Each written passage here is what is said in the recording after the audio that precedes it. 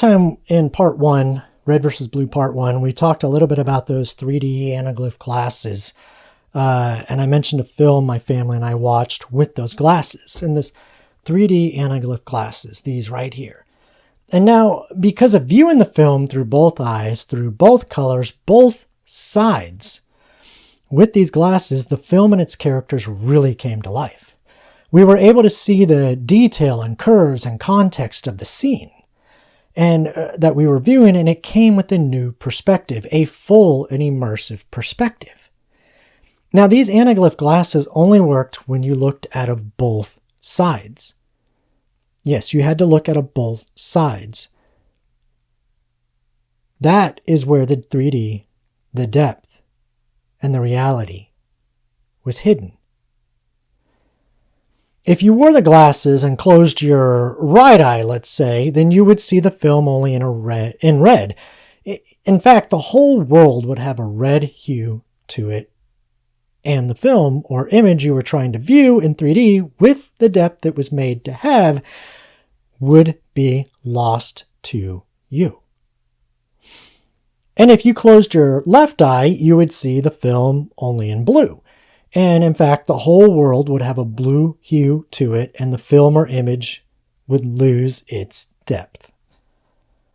In either instance, closing one eye in order to view the world in your preferred color and to avoid any participation with the other color is a willful admission of ignorance, of foolishness, of segregation, and of a denial of the depth of reality.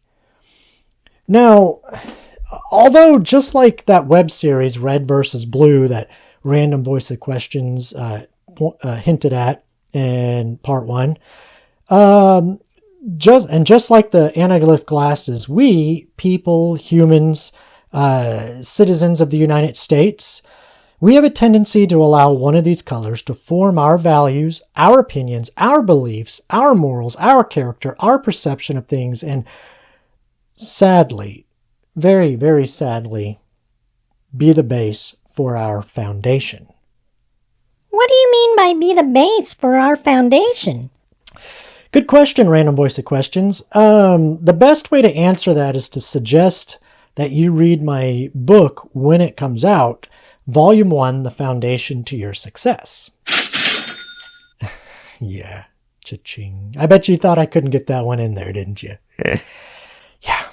Anyway, right or wrong, good or bad, just or unjust, sincere or hypocrisy, discerning or blind, leading or led, it sometimes seems to not really matter so long as we can proceed in our life and our little world with one eye closed, with our favorite hue shading all we see and perceive, and with the almighty V in front of our color. Viewing the world through just one color, it warps our minds to believing that the ends justifies the means, and with this comes corruption and treachery and lies and cheating and violence and selfishness for entitlement and, the worst of all, victimhood mentality. Now, by viewing the world and all of reality through the lens of one color while choosing to keep our other eye closed, we narrow our perception. We lose our peripheral vision. We falsely begin to justify and accept that our truth is the truth. And when our truth gets attacked, we unjustly justify our outrage and violence and destruction and censorship as just, since your truth is inferior to the superiority of my truth. And when we do this, we lose the depth and reality of the truth, because it gets flattened and shaded in a false hue. Color is a major social, economic, and cultural issue at play in our society today. You're not opening that can of worms on this episode, are you? No Random Voice of Questions. I'm not going to open that can, at least not yet anyway, but I have no problem pushing the boundaries. However, I will open another can of worms. If you are red, then those that close their left eye and view the world solely through the blue color, they typically perceive you and label you as an extremist, a zealot, a bigot, a xenophobe, misogynist, destructionist, Bible thumper, deplorable, Nazi, fascist, racist, Neanderthal, and many other derogatory and inflammatory words.